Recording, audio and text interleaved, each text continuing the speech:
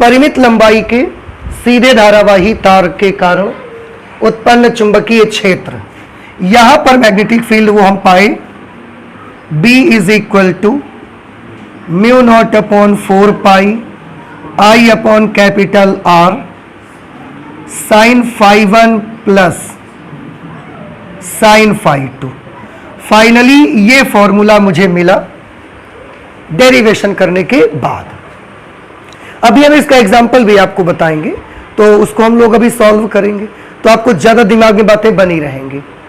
लेकिन क्योंकि डेरिवेशन हम कर चुके हैं और आज हम इससे रिलेटेड कुछ विशेष परिस्थितियां देखना चाहते हैं, कुछ स्पेशल केसेस को स्टडी करना चाहते हैं, जिससे कुछ अच्छे सूत्र बनेंगे, अभी उनको आप पढ़ेंगे और फिर हम लोग इससे रिलेटेड एक एग्जाम्पल सॉल्व करेंगे। ठीक है, तो आपको ये आइडिया भी मिलेगा कि इस प्रकार का जो फॉर्मूला हम लगाएंगे तो इसको हम कहाँ लगाएंगे, जाकर के कौन सी जगह पर इस फॉर्मूले को यूज करेंगे, उसका आइडिया भी आपको मिल जाएगा। ठीक है, तो इसीलिए आज हम स्टडी करेंगे स्पेशल केसेस, जो कि डेरिवेशन वही है, हमारा फॉर्मूला आर्टिकल हमारा वही है, बस उसी से संबंधित कुछ हम स्पेशल केस करना चाहते हैं। देखिए पहला स्पेशल केस ये ले लीजिए कि हमारा जो ये चालक तार है ये अनंत लंबाई का है। कुछ बात समझ में आई? फॉर्मूला हमने किसके लिए बनाया है? परिमित लंबाई के चालक के कारण। लेकिन क्योंकि हम कुछ स्पेशल केस बनाना चाहते हैं, हम देखना चाहते हैं कि अगर तार अनंत लंबाई का होगा, अनंत लंबाई का मतलब क्या बादल तक होगा? अनंत लंबाई का ये मतलब नहीं है। अनंत लंबाई का मतलब है 10-15 मीटर अगर तार लंबा हो जाएगा तो उसके लिए ये वाली डिस्टेंस बहुत छोटी है उसकी तुलना में। 15 मीटर का लंबा तार है और ये डिस्टेंस है, तो ये डिस्टेंस तो बहुत छोटा हो जाएगा ना उसके लिए। तो उस वक्त अगर हम इस तार के समीप कोई बिंदु ले लेते हैं तो उस पॉइंट पर चुंबकीय क्षेत्र की तीव्रता का मान क्या होगा? पहला केस तो हम ये देखना चाहेंगे। फिर से पहले केस की स्थिति क्या है? तार कैसा है? अनंत लंबाई का। और जिस बिंदु पर चुंबकीय क्षेत्र देखना चाहते हैं वो बिंदु कहां पर है? तार के बहुत नजदीक है। नजदीक होने के साथ साथ लगभग तार के बीच में पड़ता है। देखो पॉइंट हम यहां भी तो ले सकते हैं एक सिरे पर, तो एक सिरे पर नहीं, पॉइंट करीब करीब हम तार के कहां ले रहे हैं? बीच में। तो तीन चीजें आपको देखनी है। पहला, तार अनंत लंबाई का है। दूसरा, बिंदु P चालक के अत्यंत समीप है और कहां पर है? करीब करीब मध्य के आसपास है, मिडिल पे है लगभग। उस वक्त वो धारा जो होगी उसकी वजह से वहां पर कितना मैग्नेटिक फील्ड बनेगा ये हम जानना चाहते हैं। ठीक है, तो पहले हम इस केस को लिखेंगे।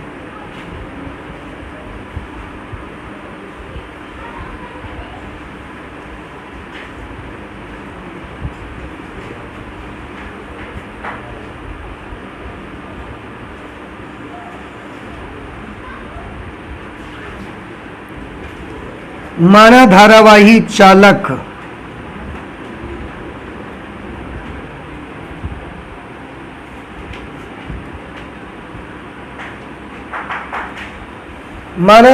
चालक अनंत लंबाई का है तथा बिंदु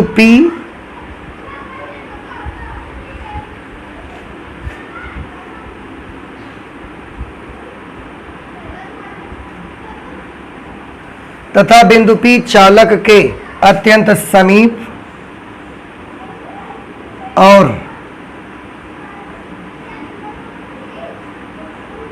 मध्य में है। इतनी सारी कंडीशन हमने लगा ली। ठीक है, अब देखिए चालक को हमने बहुत अनंत लंबाई का हो गया। ये चालक ऐसे नीचे तक भी बहुत दूर तक है, ऊपर भी बहुत दूर तक है।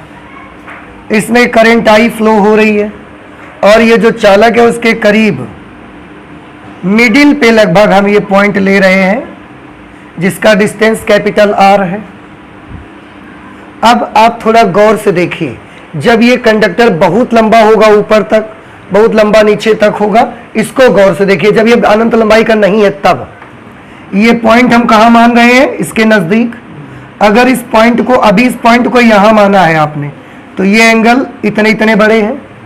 अगर इस पॉइंट को थोड़ा हम यहां पर कर लेंगे तो इन एंगल्स का क्या होगा बताइए? ये एंगल बढ़ेंगे घटेंगे या कोई फर्क नहीं पड़ेगा? फिर से देखो, यहां पर पॉइंट है तो ये φ1 φ2 बन रहे हैं। ये पॉइंट हम तार के नजदीक खिसका के ले आएंगे तो इन एंगल्स का क्या होगा? पहले की तुलना में ये कोण थोड़ा बड़ा हो जाएगा, छोटा हो जाएगा, या कोई परिवर्तन नहीं आएगा? क्या हो जाएगा? बड़ा हो जाएगा। आपने क्लास 10th में मैथमेटिक्स में हाइट एंड डिस्टेंस का चैप्टर है, मैथ में ऊंचाई और दूरी का है, तो आप याद करें, मीनार, पर्वत, पहाड़ी, झंडे का डंडा, कुछ भी होता था, जितना नजदीक जाते जाते थे आप, एंगल बड़ा होते चला जाता था। तो आप जितना पास में आते जाएंगे एंगल का क्या होगा? बड़ा होते जाएगा। आप और पास ले आइए, देखो यहां पर पॉइंट P मानोगे, अगर अब आप मिलाओगे, पहले की तुलना में ये एंगल कैसा दिख रहा है आपको? और बड़ा दिखेगा। समझ आ रहा है आपको? अब ये तार, तो जब ये तार परिमित लंबाई का है, मैंने तब की बात की है, और ये तार तो कितनी लंबाई का है? ऐसा बहुत दूर तक ऊपर भी और ऐसा बहुत दूर तक नीचे भी, और उसमें ये पॉइंट बहुत नजदीक है। तो अगर आप इस सिरे से इसको ऐसा मिलाओगे ऐसे, तो ये वाले कोण आपको कैसे दिखेंगे? बहुत बड़े, और करीब करीब ये इतने बड़े हो जाएंगे कि लगभग ये कैसे लगने लगेंगे? 90 डिग्री के बराबर। वैसे 90 से चाहे थोड़ा सा ही सही छोटे होंगे, लेकिन ये इतना करीब होंगे 90 के, हो सकता है 89.5 डिग्री एंगल हो। तो 89.5 डिग्री का एंगल अगर है तो हम उसको 90 डिग्री ले सकते हैं उसकी जगह पर, है ना? तो अब आपको ये समझ आ गया। तो उस सिचुएशन पर φ1 की वैल्यू कितनी होगी बताइए? 90 डिग्री। और φ2 की बेटा वैल्यू कितनी आएगी? It is also 90 degree. ये आपको समझ आ रहा है कि नहीं? हमने बोल दिया, बस आपने कह दिया हाँ ठीक है, आ रहा है ना भाई? जैसे जैसा, एक तो तार जब छोटा होगा तो भले ये 90 ना बन पाए, लेकिन तार हमने अनंत लंबाई का कर दिया, और पॉइंट बड़ा पास लेते चले गए इसके। तो अब जब अनंत लंबाई का तार से बड़ी दूर से लाइन आएगी तो ये एंगल करीब करीब 90 डिग्री का बनेगा। पूरा 90 नहीं बनेगा, ये हम भी जानते हैं और आप भी जानते हैं। पूरा 90 तो कभी नहीं बनेगा, चाहे वो 89.9 डिग्री ही क्यों ना हो, पूरा 90 तो नहीं बनेगा।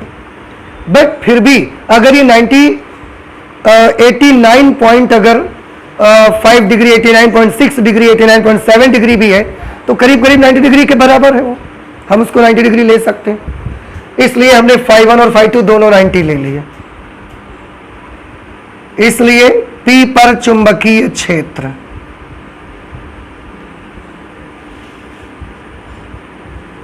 P पर चुंबकीय क्षेत्र कितना बन जाएगा आप देखिए।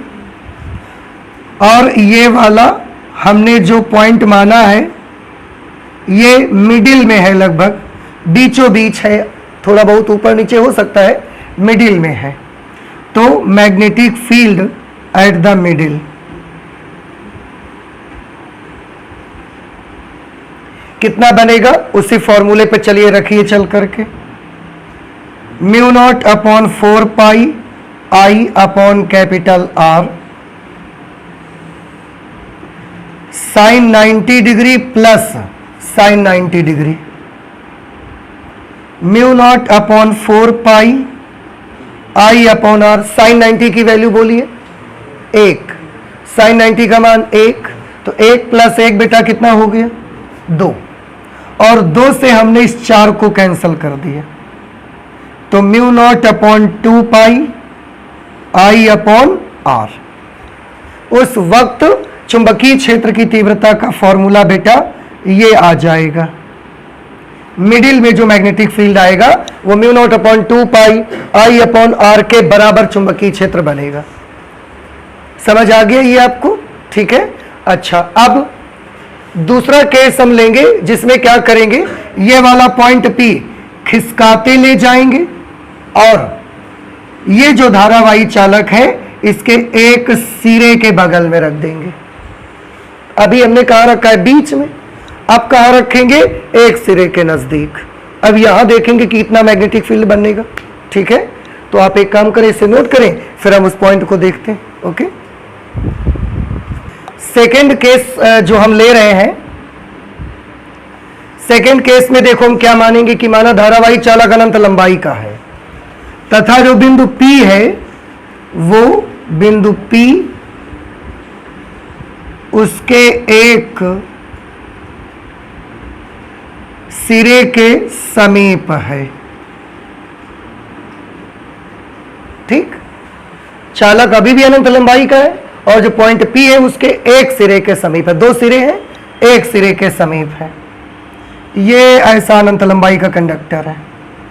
I करंट फ्लो हो रही है और इसके एक सिरे के नजदीक हमने ये पॉइंट P रख लिया।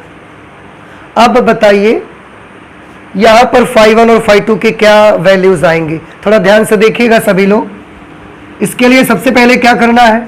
सबसे पहले इस पॉइंट से चालक तार पर एक लंब डाला जाता है, तो हम इस पॉइंट से चालक तार पर क्या करेंगे? एक लंब डाल देंगे।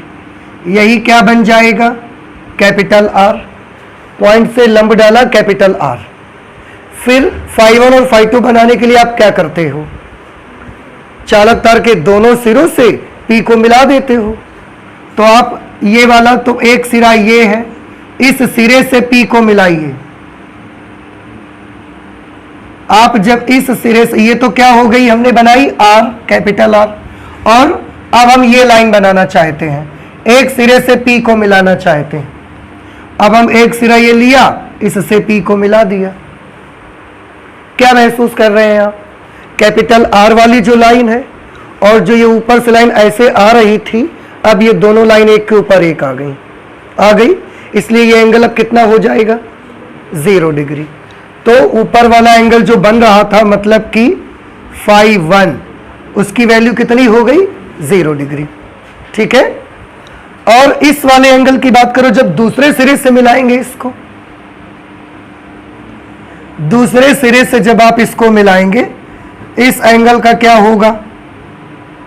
ये एंगल जितना बड़ा हो सकता होगा मैक्सिमम उतना हो जाएगा।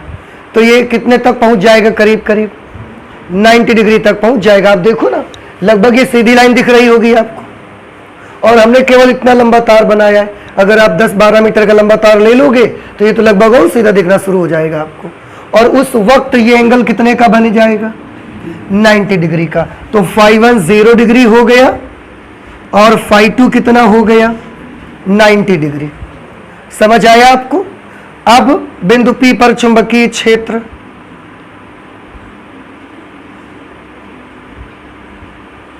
बिंदु P पर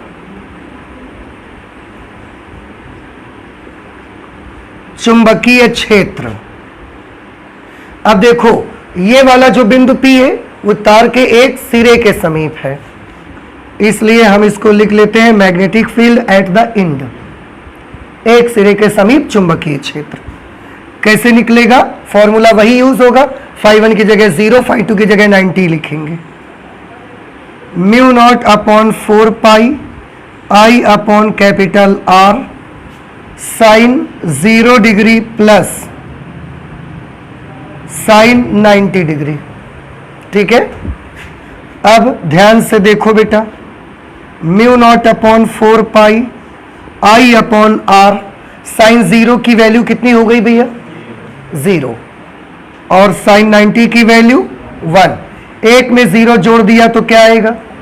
1 आएगा, और 1 का गुणा इससे करोगे तो यही आ जाएगा। μ0 upon 4 pi into I upon R। ये आ गया magnetic field at the end. चालक तार के एक सिरे के समीप चुंबकीय क्षेत्र की तीव्रता का मान इतना है। मिडिल में आपने निकाला था तो कितना आया था? जब आपने चुंबकीय क्षेत्र लगभग बीचों बीच निकाला था तब कितना आई थी वैल्यू इसकी? μ0 upon 2 pi I upon R। और जब एक सिरे के समीप निकाला है तो क्या आ रही है? μ0 upon 4 pi I upon R। आपको नहीं लगता कि अगर इसको दुगना कर देंगे तो वो बन जाएगा? कैसे? इसमें 2 का गुणा करेंगे आप जैसे ही, तो 2 से ये कट जाएगा और वही चीज आ जाएगी। तो किसमें 2 का गुणा करने से क्या बनेगा? बी एंड में 2 का गुणा करोगे तो बी मिडिल बन सकता है। तो हम लिख देंगे therefore B middle is equal to 2 into B end. याद रखें, अनंत लंबाई का अगर चालक तार है तो उसके मध्य में जो चुंबकीय क्षेत्र बनेगा उसके सिरे पर बनने वाले चुंबकीय क्षेत्र के 2 गुने के बराबर होगा। तो अगर सिरे पर कुछ भी मैग्नेटिक फील्ड बना, अगर मैंने आपको बता दिया कि एक अनंत लंबाई का तार है और उसके मध्य पर चुंबकीय क्षेत्र बन रहा है 10 टेस्ला, कुछ भी मान लो 2 टेस्ला बन रहा है, क्या हमने बोला कुछ सुने आपने? नहीं सुना। फिर से सुनिए, अनंत लंबाई का एक चालक तार है और उसके मिडिल पर मैग्नेटिक फील्ड बन रहा है 2 टेस्ला के बराबर। तो उसके एक सिरे पर चुंबकीय क्षेत्र कितना बनेगा? 4 टेस्ला।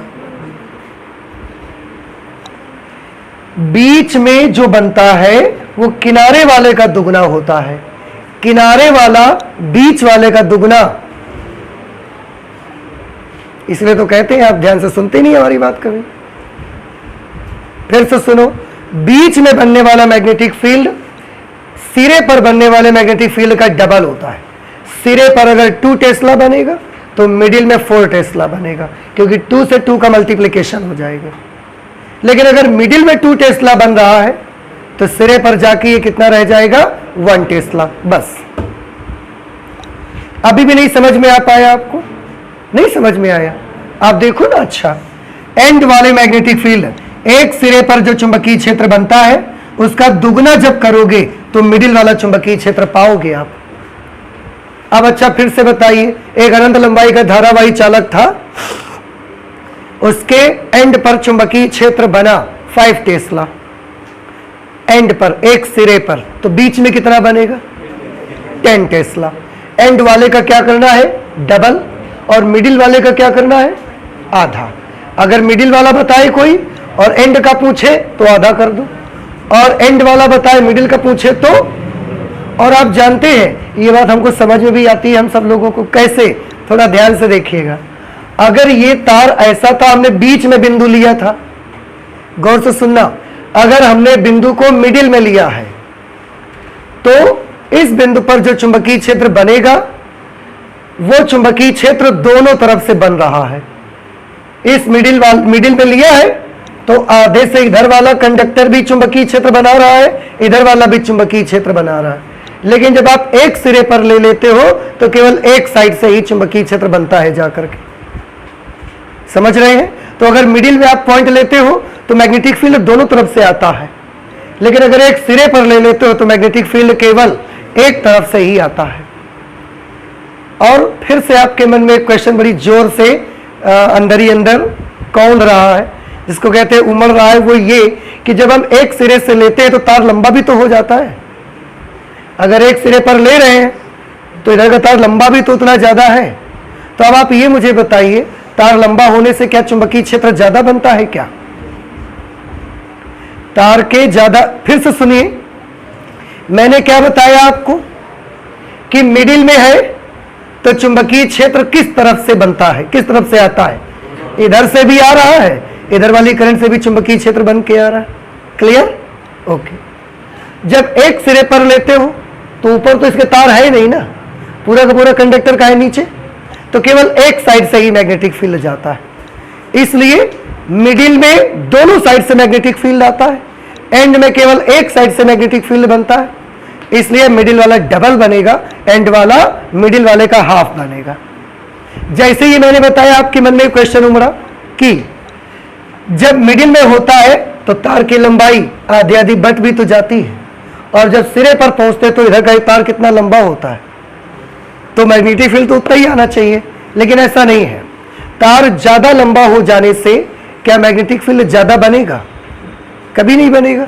मैग्नेटिक फील्ड का जो फॉर्मूला देख रहे हो, इस फॉर्मूले में कहीं पर भी तार की लंबाई आती है क्या? इसका मतलब मैग्नेटिक फील्ड तार की लंबाई पर डिपेंड नहीं करता। तो एक तरफ से तार की लंबाई ज्यादा हो गई है या एक तरफ से तार की लंबाई कम हो गई है, इस बात का कोई फर्क नहीं पड़ेगा।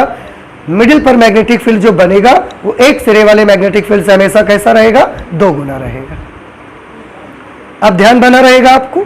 वैसे पहले अगर न याद रहता, लेकिन अभी तो याद रहना चाहिए कि अगर बीच में है तो मैग्नेटिक फील्ड दोनों साइड से आता है, और एक तरफ है तो मैग्नेटिक फील्ड केवल, तो एक साइड वाला आधा होगा, दोनों साइड से आने वाला डबल हो जाएगा।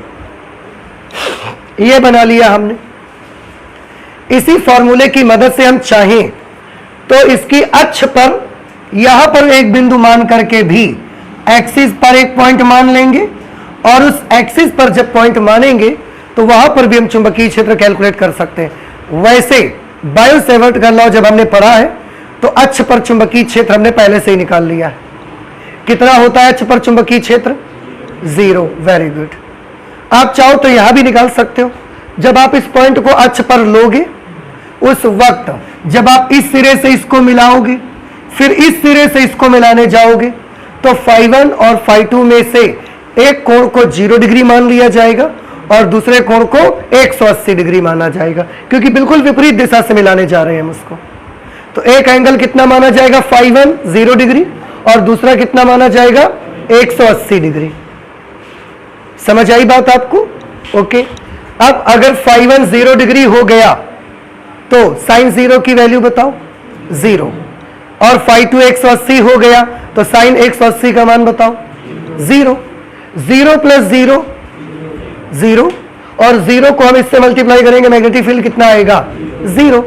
तो एक्सिस पर मैग्नेटिक फील्ड यहां से भी कर सकते, बायो-सेवर्ट का नियम पढ़ा था वहां से भी हमने किया था।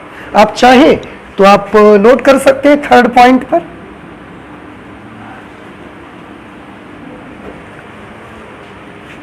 धारावाही चालक की अक्ष पर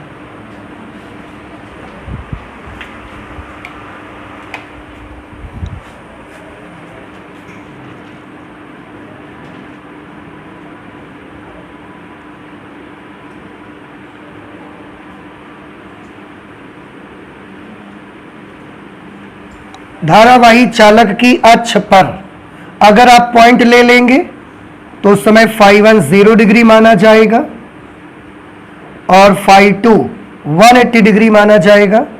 therefore magnetic field at that situation will be μ0/4 pi I/r sin 0 degree plus sin 180 degree. sin 0 sin 180 सब 0 हो जाएंगे तो मैग्नेटिक फील्ड 0 आ जाएगा। तो अक्ष पर चुंबकीय क्षेत्र की तीव्रता 0 रहेगी। यहां पर भी से भी आप देख सकते हो। तो ये हमने कुछ इसके स्पेशल केसेस पढ़े हुए हैं। इन स्पेशल केसेस में जब आप फॉर्मूला याद करोगे तो आपको थोड़ा सा कंफ्यूजन भी क्रिएट हो सकता है। आप इसे नोट कर लीजिए, इसके बाद हम बताते हैं कि कहां आपको भ्रम हो सकता है। ठीक है, आप जल्दी से नोट कर लो इसको। अब तक हमने बायो-सेवर्ट के नियम का उपयोग करके कौन कौन से फॉर्मूले बना लिए हैं। पहला फॉर्मूला हमने बनाया है वृत्ताकार धारावाही लूप के केंद्र पर चुंबकीय क्षेत्र का।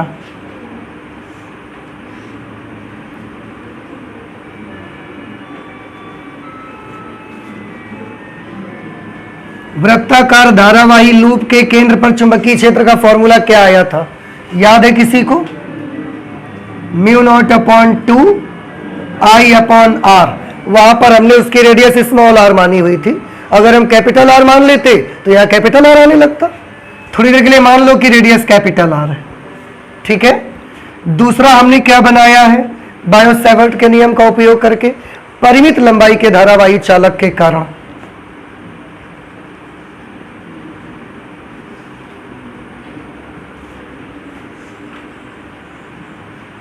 तो परिमित लंबाई के धारावाही चालक की वजह से मैग्नेटिक फील्ड कितना बना? μ0/4 pi I/r sin φ1 plus sin φ2। फिर इसके हमने स्पेशल केस बनाने शुरू किए। तो अनंत लंबाई का धारावाही अगर चालक है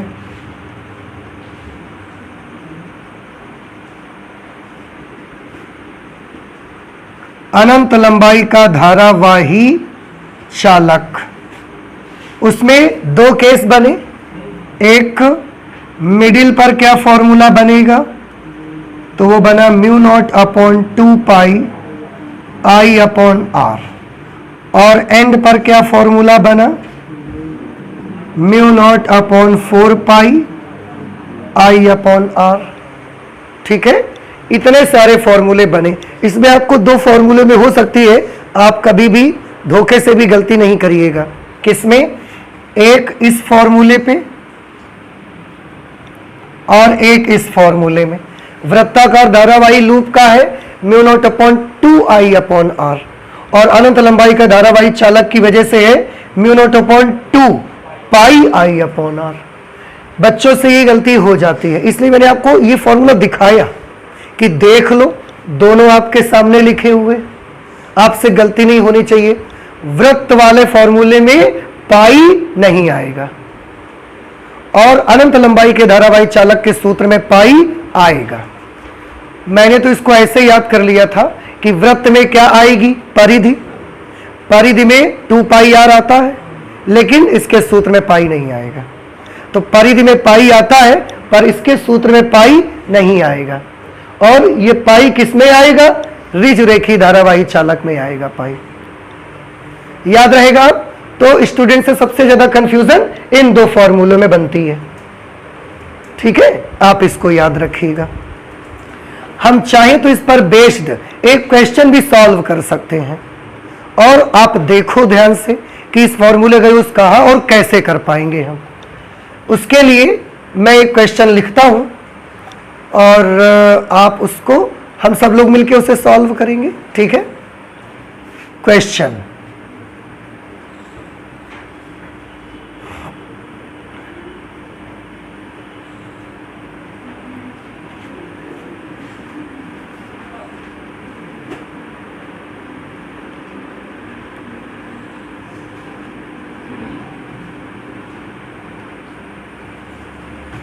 माना तार के वर्गाकार फ्रेम, तार का एक वर्गाकार फ्रेम बना हुआ है। माना तार के एक वर्गाकार फ्रेम की प्रत्येक भुजा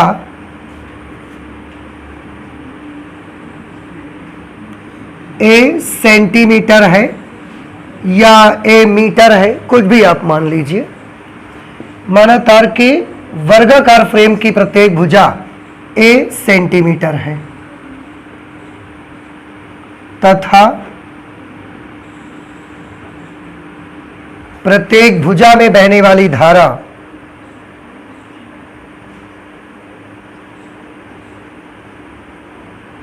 प्रत्येक भुजा में प्रवाहित धारा आई एम्पियर है। तब उसके केंद्र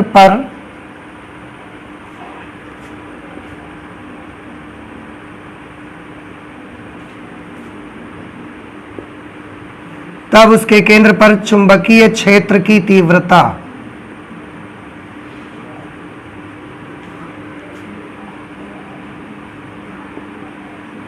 ऐसा कुछ एक क्वेश्चन आपको मिल सकता है। फिर से देखिए, मैं क्वेश्चन पढ़ता हूं। माना तार के, या माना ना लिखो, क्वेश्चन है तो फिर माना का कोई गुंजाइश नहीं इस पे, है ना। तार के वर्गाकार फ्रेम की प्रत्येक भुजा ए सेंटीमीटर है या ए है, तथा प्रत्येक भुजा में प्रवाहित धारा कितनी है, आई। तब उसके केंद्र पर चुंबकीय क्षेत्र की तीव्रता ज्ञात करिए। देखो सिचुएशन क्या है, ये हमारे पास एक वर्गाकार फ्रेम है। वर्गाकार फ्रेम है मतलब आप समझते हैं कि उसकी सभी भुजाएं आपस में कैसी होंगी, बराबर होंगी।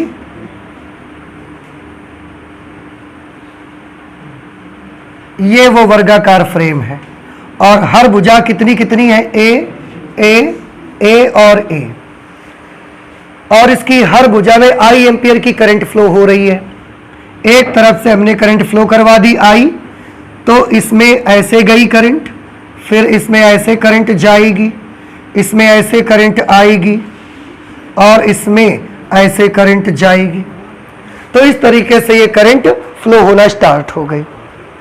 ये समझ आ गया सभी को? ठीक है, आपको क्या करना है, इसके सेंटर पर चुंबकीय क्षेत्र की तीव्रता पता लगानी है। क्या आप बता सकते हैं वर्ग का जो केंद्र होता है वो क्या होता है? विकर्णों का कटान बिंदु। Very good. तो ये विकर्ण यहां पर हम बना लेंगे और ये आ जाएगा विकर्णों का कटान बिंदु।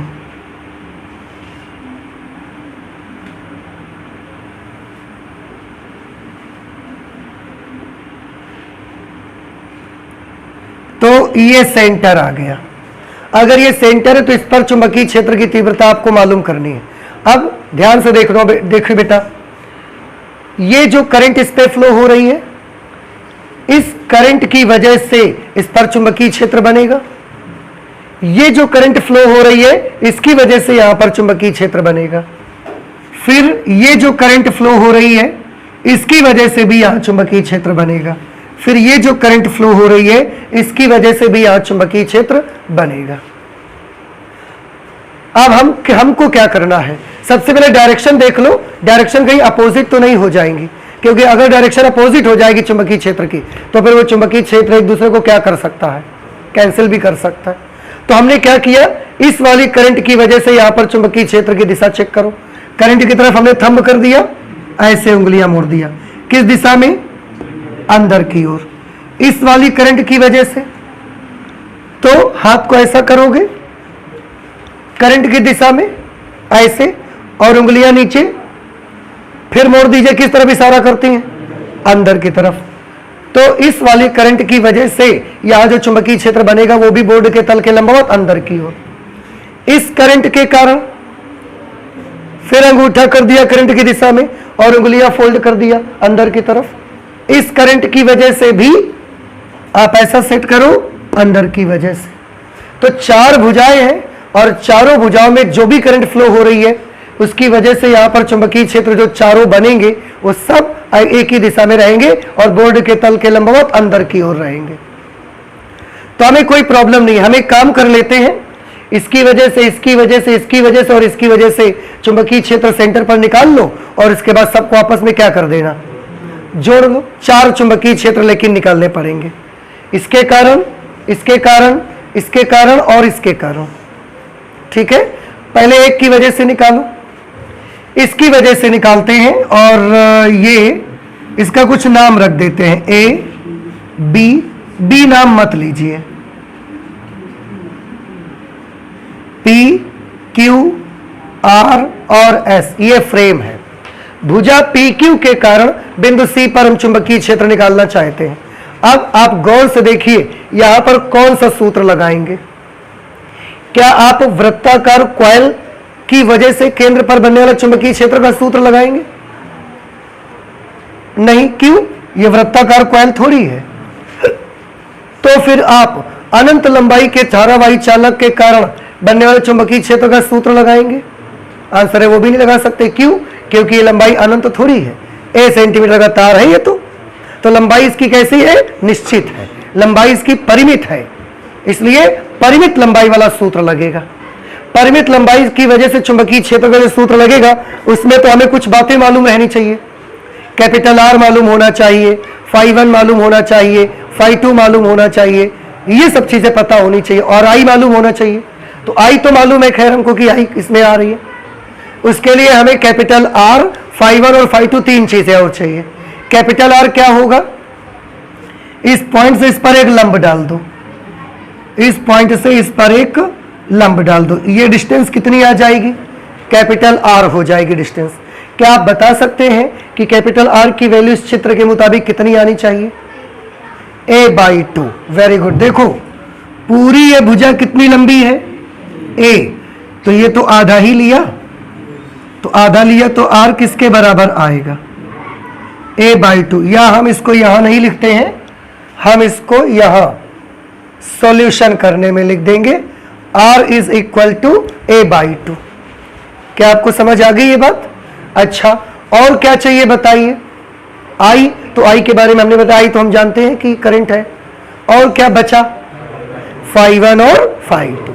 φ1 और φ2 कैसे मिलते थे? याद करिए थोड़ा सा वो फिगर कि φ1 φ2 बनाने के लिए क्या किया जाता था। नहीं याद आ पाया? याद आ गया होगा। एक सिरे से इसको P को मिला दो, इस सिरे से भी मिला दो, और लंब से वो जितना कोण बनाएगा ऊपर वो φ1, जितना नीचे बनेगा वो φ2। तो हमने यहां से तार P से Q तक है ना, तो यहां से इसको मिला दिया और यहां से इसको मिला दिया। ये वाला एंगल क्या होगा? φ1, और ये वाला एंगल क्या होगा? φ2। तो क्या आप हमको अब बता सकते हैं φ1 और φ2 कितने कितने के होंगे? याद करिए, अगर ये एक वर्ग है और ये वर्ग के क्या है? विकर्ण। तो यहां से अगर सेंटर से ऐसा लंब डाल दो और ये कोण हम आपसे पूछेंगे तो कितने के होंगे? 45 45। सिंपल। इसका विकर्ण जहां काटते हैं तो इसका हर कोण ये कितने का आता है, और उसमें से सेंटर से अगर मिला देंगे तो ये एंगल कितने कितने के आ जाएंगे? 45 और 45। तो φ1 is equal to 45 degree and φ2 is also 45 degree. φ1 और φ2 दोनों 45 डिग्री के मिल जाएंगे। देखो कैसे सोचा जाता है, कहां से घुमा के किस तरह से उसकी वैल्यूज हम बनाते हैं। पूरा वही चीज सोचना है और यहां पर वैल्यू बना लेनी है। अब हमको सारा कुछ मिल गया है, अब हम क्या करेंगे?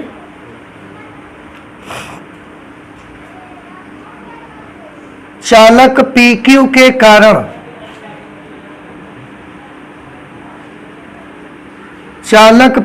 के कारण C पर चुंबकीय क्षेत्र बताइए। चालक PQ की वजह से जो चुंबकीय क्षेत्र बनेगा वो कितना बना? फॉर्मूला हमने लगाया μ0/4 πI/r sin φ1 प्लस sin φ2 से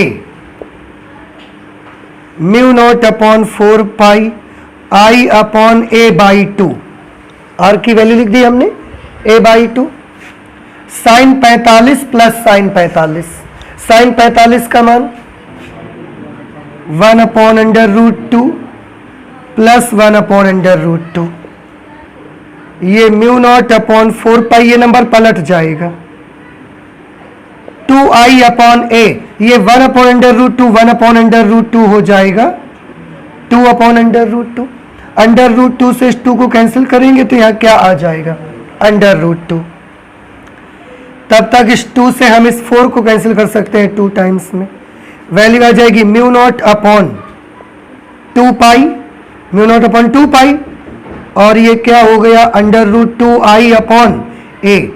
ये चुंबकीय क्षेत्र सेंटर पर बन जाएगा। अभी आपने ये जो चुंबकीय क्षेत्र निकाला है, ये चुंबकीय क्षेत्र केवल भुजा PQ के कारण है ना। करंट तो चारों भुजाओं में है। ऐसा ही हम किसकी वजह से निकालेंगे? QR के कारण, फिर RS के कारण, फिर SP के कारण, और फिर चारों को आपस में क्या कर देंगे? जोड़ देंगे। वैसे अगर ये वर्ग है तो सारी चीजें सिमेट्रिक ही होंगी। अगर ये वाली भुजा लोगे तो करंट कितनी? I। R कितना होगा इसका? a/2। इसके भी φ1 और φ2 कितने होंगे? 45 45। तो B का मान इसकी वजह से भी इतना ही आएगा, इसकी वजह से उतना ही आएगा, और इसकी वजह से भी उतना ही चुंबकीय क्षेत्र मिलेगा। तो अगर टोटल मैग्नेटिक फील्ड पता लगाना चाहते हैं तो आप क्या करेंगे? चारों को आपस में जोड़ना है, या तो एक निकाल लिया है 4 का गुणा करवा दो सीधे। ना समझ में आई बात आपको? तो ये हमने क्या किया है?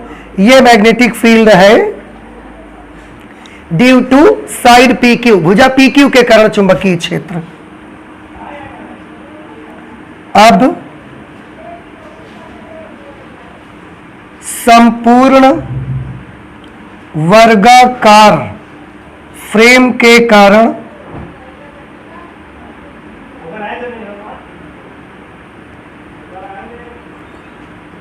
केंद्र पर चुंबकीय क्षेत्र। अगर ये आपको निकालना है, टोटल मैग्नेटिक फील्ड चाहिए, तो आप किसी एक भुजा की वजह से जो निकाल चुके हैं उसका 4 गुना कर दो, इसमें 4 का गुणा करवा दो, तो ये बन जाएगा μ0/2 π √2i अपॉन a और 4 से गुणा कर देना है। 2 से ये 4 कैंसिल करोगे, 2 बार में कट जाएगा। इस तरह से जो मैग्नेटिक फील्ड का फॉर्मूला बनेगा वो फॉर्मूला हो जाएगा μ0 upon pi 2√2i upon a। μ0 upon pi 2√2i upon a, इतना मैग्नेटिक फील्ड टोटल इस वर्गाकार फ्रेम के सेंटर पर बनेगा। तो इस तरह से ये फॉर्मूला अप्लाई करते हैं। यहां पर हमने ये सूत्र क्यों लगाया, क्योंकि वर्गाकार फ्रेम है, इसकी हर भुजा कुछ न कुछ निश्चित लंबाई की होगी, इसलिए परिमित लंबाई वाला सूत्र यहां लगाया गया है। तो मुझे उम्मीद है कि ये चीज आपको समझ में आई होगी और काफी अच्छा डेरिवेशन है, इसलिए डेरिवेशन को जरूर आप प्रिपेयर कर लें। इस पर बेस्ड एक क्वेश्चन भी देखिए हमने आपको सॉल्व करके दिखाया कि इस तरह का क्वेश्चन एग्जामिनेशन में आपसे पूछा जाएगा। तो आप कर लेंगे अभी ये, ठीक है, आप इसे नोट कर लीजिए। और अगला आर्टिकल जो हम पढ़ने वाले हैं, अब हमारे पास एक वृत्ताकार कॉइल होगी। आप सोचोगे पहले तो थी, पहले भी थी, लेकिन पहले हमने उस चुंबकीय क्षेत्र को कहां निकाला था, यहां निकाला था। वृत्ताकार कॉइल थी और उसके सेंटर पर चुंबकीय क्षेत्र निकाला था। अब हम सेंटर पर नहीं निकालेंगे, कॉइल होगी पर सेंटर पर नहीं निकालेंगे। तो कहां निकालेंगे, इस कॉइल में करंट को फ्लो करवाएंगे और सेंटर से इसकी अक्ष जो ये आप देख रहे हैं, इसको हम क्या बोलते हैं, वृत्त की अक्ष। साइड से अगर आप इसको देखोगे ये आपको ऐसा दिखेगा, ये कॉइल का सेंटर है। यहां से ऐसा कुछ डिस्टेंस पर यहां पर एक पॉइंट लेंगे, इसमें करंट को बहने देंगे कॉइल में। तो ये कॉइल में करंट फ्लो हो रही है और ये इसकी क्या बनेगी, अक्ष कही जाएगी। ये सेंटर से जाने वाली और वृत्ताकार जो कॉइल है उसका ये जो तल है, ये जो प्लेन है इसका, ये वृत्ताकार कॉइल का प्लेन कहा जाता है, इसको प्लेन बोलते हैं। तो सेंटर से जाने वाली और वृत्ताकार कुंडली के तल के लंबवत जो लाइन होती है उसको हम वृत्ताकार कॉइल की क्या बोल देते हैं, अक्ष। तो इस कॉइल में करंट फ्लो होगी और सेंटर से कुछ दूरी पर अक्ष पर हम एक बिंदु ले लेंगे और फिर उस बिंदु पर हम चुंबकीय क्षेत्र की तीव्रता निकालेंगे। तो बायो-सैवर्ट के एप्लीकेशंस में एक ये एप्लीकेशन हमारा रह गया है। समझ आ रही बात आपको? इसको अब हम अगली क्लास पे करेंगे। ये भी बहुत इंपॉर्टेंट आर्टिकल है, ठीक है। तो इसको हम नेक्स्ट क्लास में सॉल्व करते हैं। तो आज फिजिक्स में इतना ही रखते हैं, चलते हैं, मिलते हैं अगली क्लास पे। Okay, thank you.